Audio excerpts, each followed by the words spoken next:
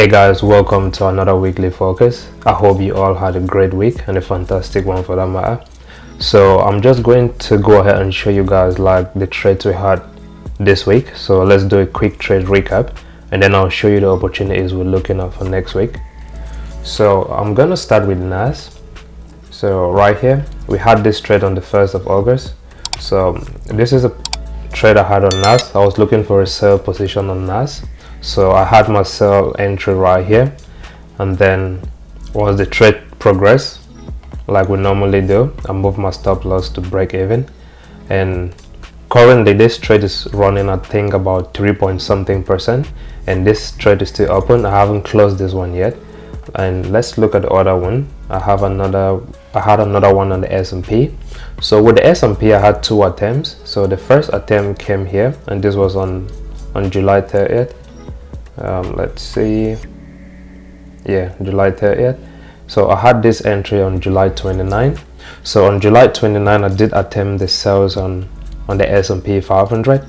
So the trades started playing out, and then I had my stop loss I think moved to break even at this point, and then price consolidated a little bit. So you can see there was this little consolidation with price. It didn't drop immediately.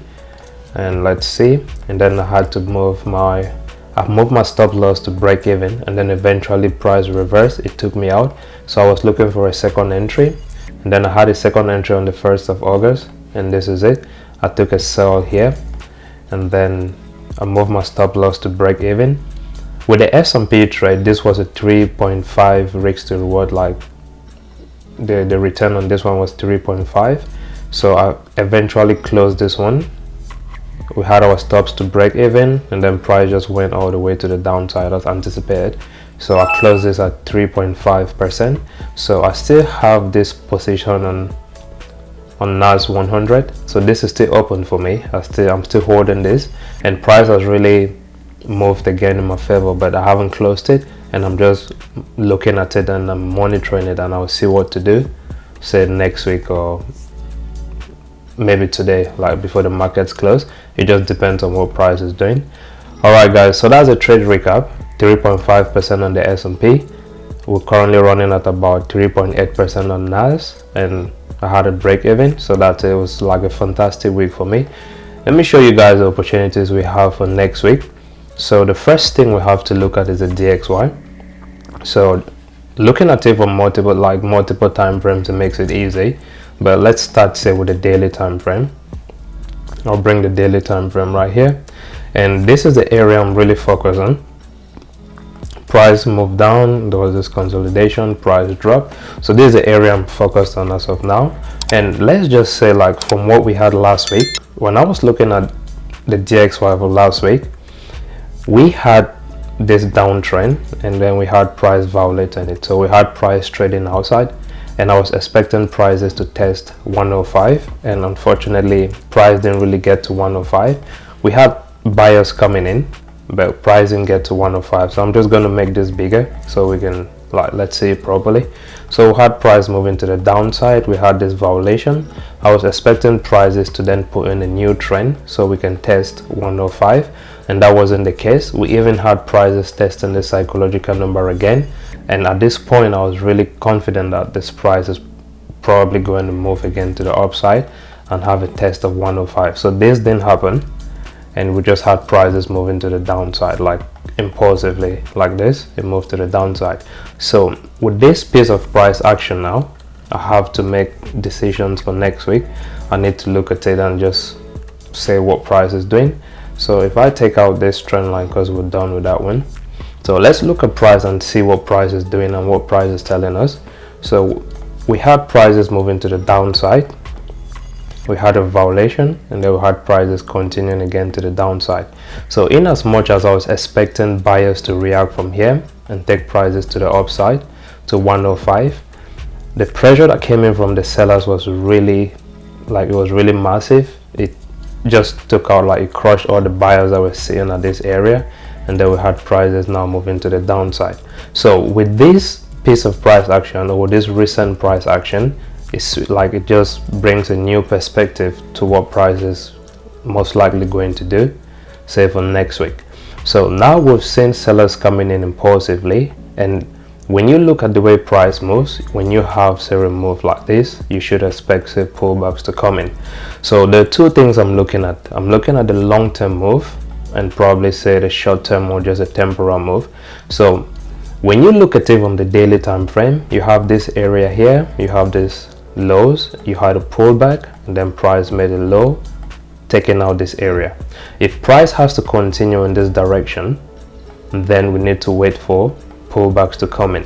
So I'm looking at these pullbacks coming in as a short-term move, and then as a long-term move again, I'm expecting prices to go to the downside. Now this is the bias for me on the DXY unless it does something else. So I'm still going to maintain this bearish movement on the DXY unless price does something else, or unless price shows me that there is this inability or there is this difficulty for it to move to the downside. So what's an example of that switch? So let's say we get a pullback coming in, and then we see sellers coming in again, and we're expecting sellers to make new lows. If they find it difficult to make new lows at this point, then we could see a switch in the DXY with prices moving to the upside. So this is like, you have to put this at the back of your mind as well. You need to look at price from two different perspectives. You have the side say from the buyers, and then you have the side say from the sellers as well, and you can't just be fixated to just one direction. So the long-term move for me on the DXY is still to see prices going to the downside. So we had prices moving to the downside, we had a pullback, and this pullback came in, and you can look at this as a consolidation, and then you had prices then moving to the downside. So because of this, like because of what's currently happening on the daily time frame, I still have this bias for the DXY to continue to move to the downside. So long-term movements to the downside for the DXY, and then temporary moves should be say a pullback coming in, and then we'll see prices reattempting to take out these lows or testing an area like 103. So let's stick on the daily time frame, and then I'll show you certain things I'm still looking at on the daily time frame, and there's other possibilities for different things to happen. So the long-term move on the DXY is to see prices continuing to the downside, and as I told you before, there's also a possibility that the DXY might not continue moving to the downside. So how then do I switch my bias on this? And as I told you, we get a pullback, inability of a price to go past this point, of a price to break below this psychological number right here. If price cannot go through the psychological level, then we could see buyers stepping in again. Now there's another possibility that say once prices open for next week, you could see the DXY just continuing its move like this to the downside, say an impulsive candle to the downside. If this happens, then you need to be aware of this psychological level right here, which is say 103. You start asking questions, say if price pulls back to 103, is it going to continue to move to the downside?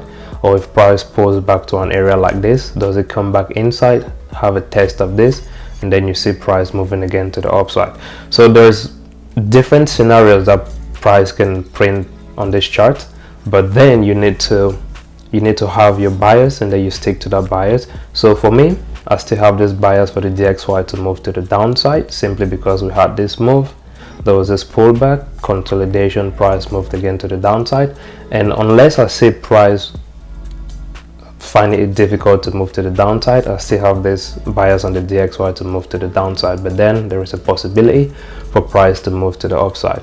Now there's something else I want to show you, like if you're sticking on the daily time frame.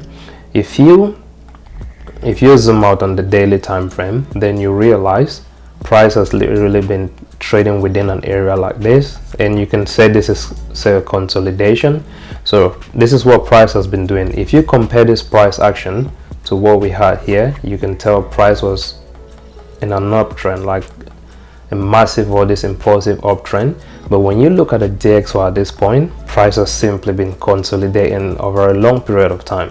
So this is another piece of information that you can use, and just to help you decipher what's happening on the DXY. So let's say price gets to 103 eventually, because we're using psychological levels as well. So we had this price movement here, we had this area say 104, At 104, price came through 104. There was this difficulty for price to continue to move to the downside. We had this pullback giving us this consolidation, and then eventually we've had price moving to the downside. So the next possible psychological level price should get to is say 103, and once price gets to 103, then we'll start looking for this decision point. Is price trying to reverse at this point? So if it finds it difficult, then we might see prices moving to the upside.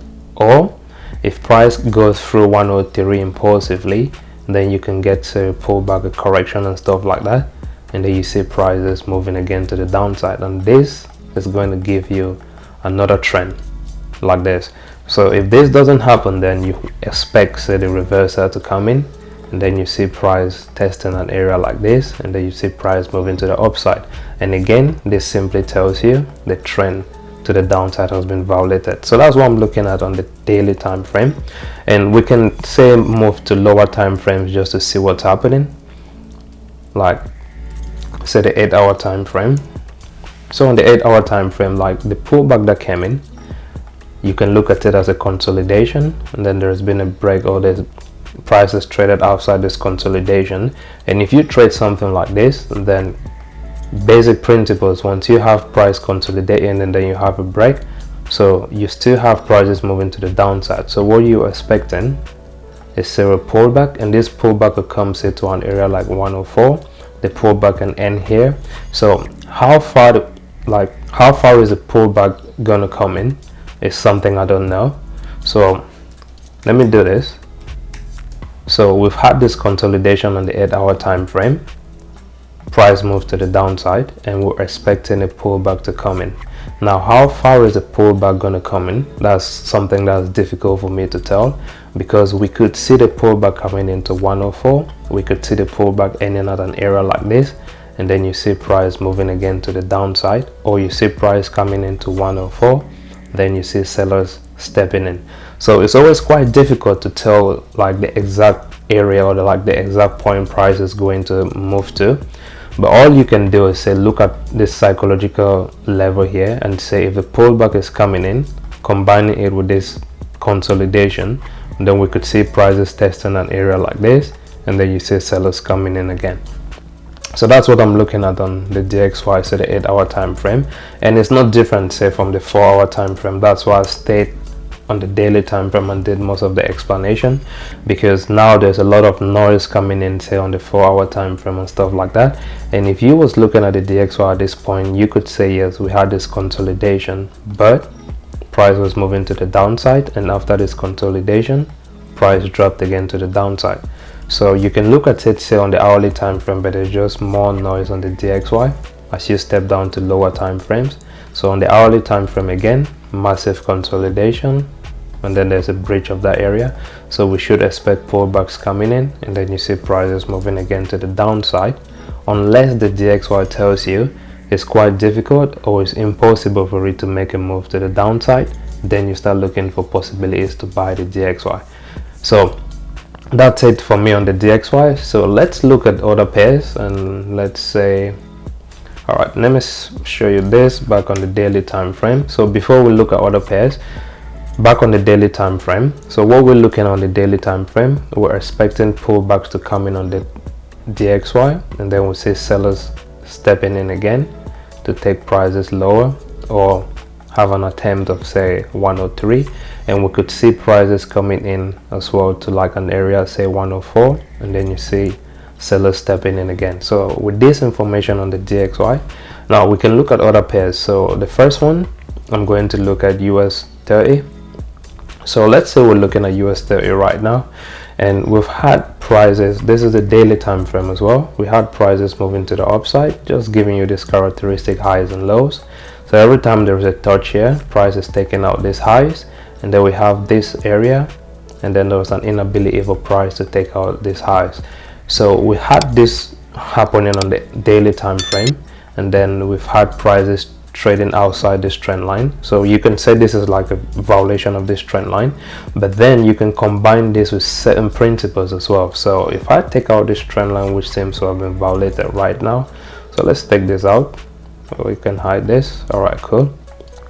So we have this trend line that has been taken out, so you can tell clearly you had price moving to the upside, giving you characteristic highs and lows, and right here there was that inability. Now sellers are coming in, so the same principle we use on the DXY is the same thing we can use on US30.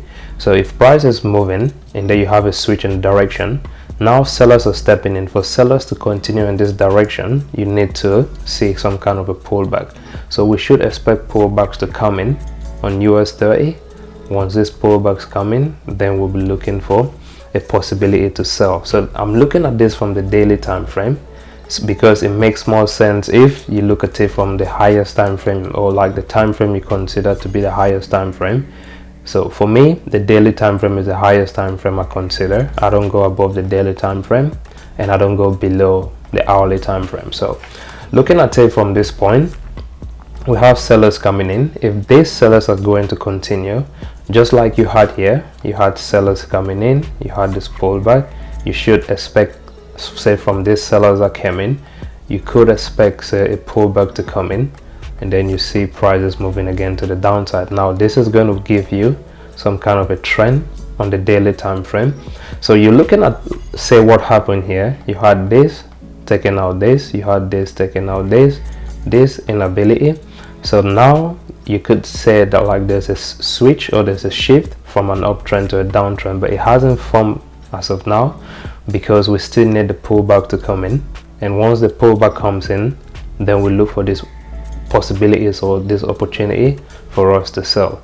Now the most difficult thing, as I told you, is actually determining how far the pullback is going to go, because you might have a pullback that comes into an area like this, say to 40,000, and then you see prices moving to the downside, and there's certain periods as well you can see the pullback coming in, say really deep to an area like 41,000, and then you see prices moving to the downside. So it's always very difficult to tell like how far price is going to pull back, but I'm expecting pullbacks to come in on this pair, say on US30, say next week. So we can look at the 8-hour time frame to see if there's anything that makes sense on the 8-hour time frame. Now my confidence for the long-term move on US30 to go to an area like 39,000 stems from what happened on this psychological number of 41,000, like right here.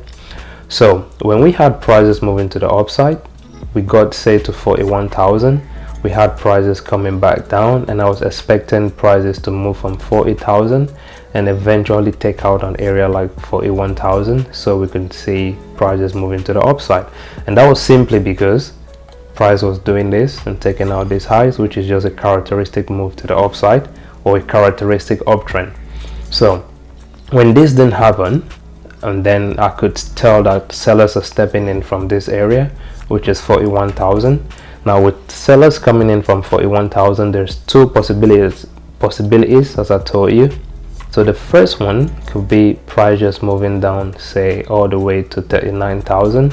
This is not very common because price likes to pull back in forms of corrections or waves before making its next move. So we could possibly see prices coming back to test an area like 40,000, and then you see a drop, or you get deeper pullbacks, as I told you once we were looking at it from the daily time frame, or you can get deeper pullbacks to an area like this or even this, and then eventually you see prices moving again to the downside. Now I think when you look at US30 and this and other indices, we need to be very careful, because I'll look at the 4-hour time frame. So the 4-hour and the 8-hour is pretty much the same thing. And then let's look at the hourly time frame. So how can you tell when these pullbacks are coming in on US30? So when you look at the hourly time frame, for example, you have, say, prices making this move, like correction, there is a move, there's a slight pullback, there's another move, and then there's a pullback right here. So if there is a trend within this area, once this trend gets violated, you can see pullbacks coming in, and then you see prices moving progressively to the upside before you have the sellers stepping in again from the daily time frame. So that's how you can look at US30. And this buys, if it eventually comes in, say on the lower time frames like the hourly and the 4-hour time frames, we could get involved in these buys, but stay like really cautious because the sellers might step in from the daily time frame at any time. So if we try to get involved with the buys on US30 next week, we need to be very cautious because the move to the upside has been violated, so there's a high possibility sellers might step in at any given point. So that's one thing you have to take note when you're looking at US30. Another thing you have to take note when looking at US30, say from the hourly time frame, is an area like this, which is like 40,000, and I'm also looking at this area, which is 39,000. So right now we're trading between 40,000 and 39,000. If price comes back to 40,000 and it's difficult for price to go past like 40,000, then there's a high possibility we'll see prices move into like 39,000. And if price gets to 40,000 and goes through, gets a test of this area like one more time, then we could see prices then move into 41,000. So when you combine all this, say from lower time frames, 1 hour, 4 hours, 8 hours, and then you look at it from the daily time frame, it makes it very easy, and then you have a better perspective as to what's happening. So I'm just going to put this back, say on the 8-hour time frame. Yeah, so let's say on the 8-hour time frame, so we're expecting pullbacks to come in maybe to an area like this. We'll look for sales, or we'll get pullbacks coming in really deep, an area like this, or even an area like this, and then we'll look for sales again on US30. So long term, I'm looking for sales on US30, but short term, we could see buyers coming in. So that's another possibility. Alright guys, so let's look at NAS100 and see what's happening on NAS100 and see the opportunities we'll probably have for next week. So we've had prices moving to the downside. So you had price moving, there's a correction, move, correction, move, correction. We had prices around 19,000. Price went through, it came back, and then eventually it dropped below 19,000. So long-term move for NAS, for me, when you look at it from the daily time frame, the long-term move or the long-term perspective on this is to see prices test an area like say 18,000, and that's because we're moving from an area of say 19,000. So most likely we should get to 18,000. Now NAS is still moving to the downside, and if NAS100 is moving to the downside on the daily time frame, then I'm going to stick with this buyers on the daily time frame unless price shows me something otherwise. So let's say price is moving to the downside on NAS100. I'll take this out. So price is moving to the downside, and right now we've just went through 19,000. How do we get involved in a position like this? So we can look at it, say long term and short term. So long term will be to see prices testing an area like 18,000, and then short term we could see pullbacks coming in, maybe testing an area like this, and then you see prices moving again to the downside. So short term and long term is always very important because it helps you stay grounded, and you're cautious when you take trades in the opposite direction. So if price is moving to the downside and we're trying to buy, these buys will probably be very difficult compared to the sells. So if we look at these pullbacks coming in, or if we have pullbacks coming in next week, we can look for possibilities to buy, but being very cautious because these sellers might come in again.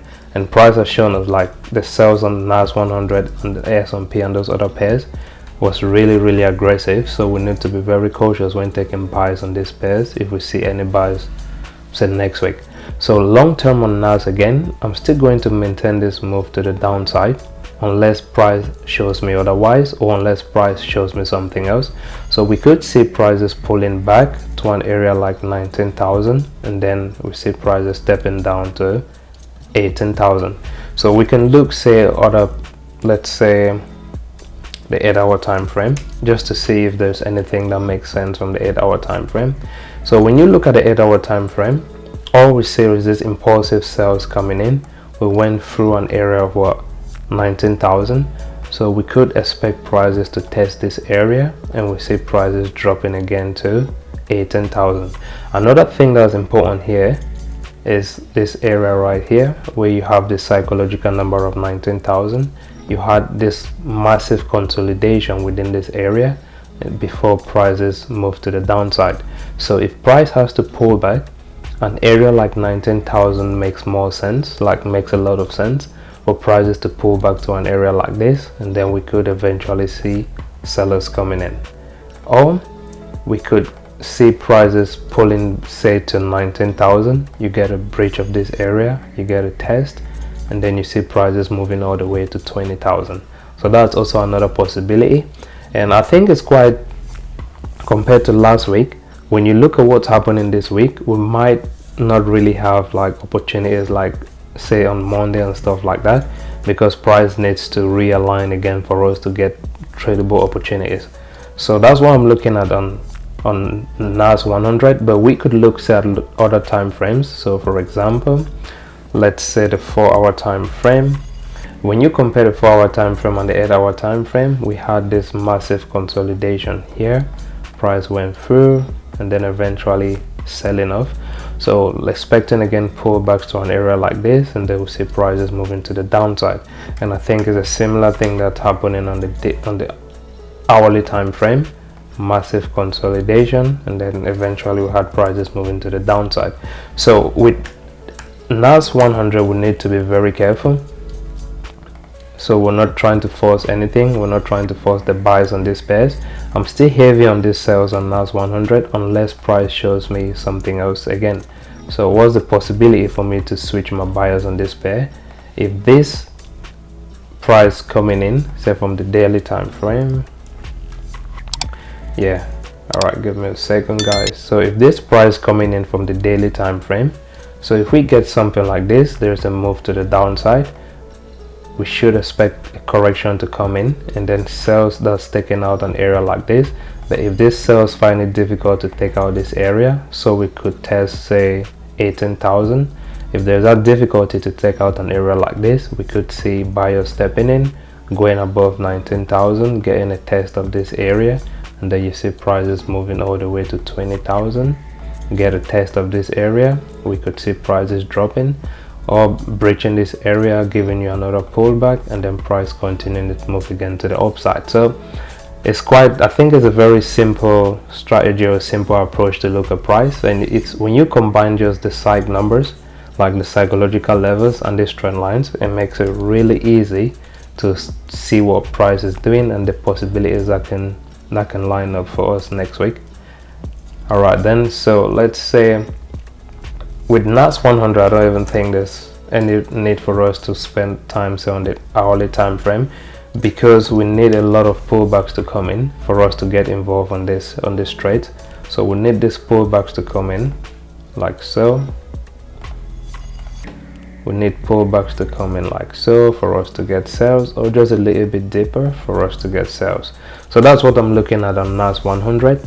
Now a similar move is happening on the S&P 500, and that's why I say it's always very easy for you to trade these pairs. So similar to NAS, we're done with this trend line, so I can take this out. So what's happening on the S&P 500? We had a move to the downside, we had a pullback or consolidation or a correction.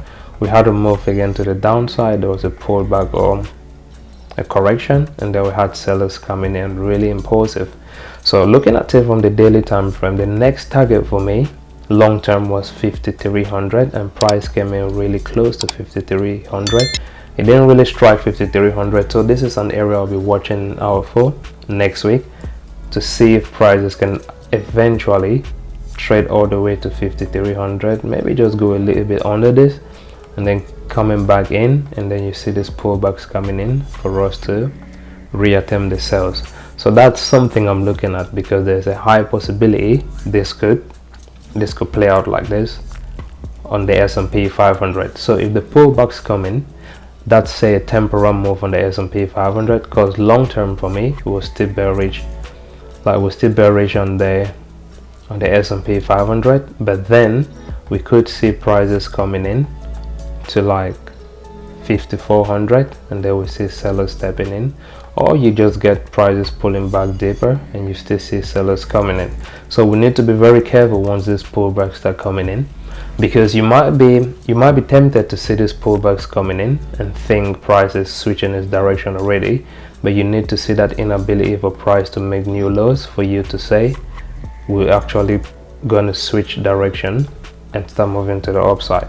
So that's something I'm paying attention to on the S&P 500, and you can look at lower time frames, the 8-hour time frame, and again the psychological level is very important. So we had price trading here, tapping on this psychological number. We had a move here at 5,500, price came back to 5,400, breezed through, impulsive reaction from the sellers, not keeping prices above 5,500, and so now we just see sellers dominating this move like the recent moves. You can step down say to the 4-hour time frame again, massive consolidation like this. I think this took a lot of people off guard, because you might have been looking at this thinking price is moving to the upside, you see, because you had this consolidation. If you was trading this as a range breakout, so this is the breakout you're expecting a test for you to move to the upside, this will have been a very difficult one for you to handle. So we had prices trading once, saw prices coming back in, there was this confidence for me to take now, all right, we can go in with ourselves. So how do we get involved on say NAS100 next week or maybe the week after that? All we're looking for is just pullbacks to come in to an area like 5,400. We'll look for sales, or it goes a little bit deeper and we still look for sales. So that's a possibility on the S&P 500, and it's quite similar to what's happening on NAS100 as well. But then they might be looking, so you see S&P 500, NAS, and then the DXY, they're all trading like in a similar direction right now. Because they're all trading in the same direction, I think the best thing for us to do is just to hold on a little bit and wait for price to give us. So we need more price action. Once we get more price action, then it becomes easy for us to decide on what to do. So that's it for the S&P 500. There's not a lot I'm really looking forward to doing say once the market's open. I need proper pullbacks to come in. I need to be patient and just to see, because now we understand price is still moving to the downside. Price is still moving to the downside. So all we're waiting for is just these pullbacks to come in. All right, so let's look at gold. With this one, I think it's also very easy. I'm gonna take out this trend line because we're no longer using it. So we had this massive consolidation on gold. We had a break like this. We had prices pulling back, but when you look at this, price is trading above this psychological number or this psychological level, and that's what makes it very interesting for me, the fact that price is trading above this. Price was trading above this psychological number. So we had this, we have this area right here which is like 2,400. So price came through and I was expecting a pullback to 2,400 for us to take sales all the way to 2,300, and this wasn't the case. Price just went through this psychological number, and right now price is sitting above 2,400. So how do we get involved on say gold, say next week or the week after that? We need to wait for pullback. So this is what I was looking at on gold. So I'm gonna clean this real quick. All right, cool. So this is what I was looking at on gold. So we had prices moving to the upside above this psychological number of 2,400. So we had prices moving to the upside. If we really want to get involved in this, we should expect pullbacks to come in, giving us a test of 2,400. Then we could see prices heading all the way to say 2,500. So that's a possibility I'm looking at on gold, and we can look at lower time frames as well. Let's look at lower time frames, so the 8-hour time frame. So long-term move on gold would probably be for sales. So when you look at it from the daily time frame, we had price moving to the upside. We had this violation and this correction coming in. If this correction cannot go above this point, then we could see gold tanking or moving again to the downside. That's a big possibility. Or we could see this move here, and this is just a complex pullback, and then we see prices moving again to the upside, then to give us something like a new trend like this for us to work with. But this is gonna take time, so I can only make decisions based off of what I'm seeing right now, and what I'm seeing right now is this psychological number. So price is trading above this psychological number of 2400. The next likely point is 2500. If price cannot go through to test 2500, then we could see sellers coming in. So then let's look at, say, the 8-hour time frame. Alright, so the 8-hour time frame, again, long-term move on gold is to see prices moving to the downside. Now when you look at the 8-hour time frame, there is a trend that is building up in here like this, and this is getting violated right now, so we could expect pullbacks to come in, and then we see sellers coming in, so we can test 2400. And if that doesn't happen, and then we can see buyers moving all the way to, say, 2500. And it's probably going to be the same thing when you look at, say, the hourly time frame. So on the hourly time frame now, it just makes it much better, because if you put a trend line here, you can tell price has been making higher highs and higher lows, higher highs and higher lows, and right now we have a breach of this area, so we could expect those pullbacks to come in, just giving us like a correction to work with, and then we see sellers coming in, so we can test 2400, taking out an area like this. And again, these pullbacks could come in really deep, and you see prices just going all the way to test 2500. So we need to be very cautious and a little bit patient to see what price is doing, make informed decisions from that point, and then we trade accordingly. So I'm really not going to be in a haze like trading next week. I'm going to take my time, because there's a lot that needs to happen. First of all, I need to see these pullbacks coming in on the DXY, and what direction the DXY is like deciding to move towards. So if this pullbacks come in and it's impulsive, and we see the DXY moving all the way to the upside, then it can give us a different reactions on those other pairs. However, if the pullbacks coming from the DXY on the daily time frame and it's really shallow, it's finding it difficult, then we could see prices ending at an area like this, and then you see a move to the downside, or you see prices getting to like 104, and then you see prices moving to the downside. So all these things, when you combine them, it gives you different perspectives. So I'm really going to be careful, I'm going to be cautious, and I'm really not trying to rush anything on the DXY and on those other pairs as well, because a lot of corrections need to come in, and I'm just going to be patient to see how far these corrections can come in before making any decisions to trade those other pairs. So that's what I'm looking at on, say, the DXY. And then for the S&P, as I told you guys as well, I'm expecting these corrections to come in, possible sells, or you see a test of this area, possible buy to an area like this. On NAS100, I'm expecting pullbacks to come in for us to take out these lows. So these pullbacks could come into an area like, say, 19,000, and then we get this sells.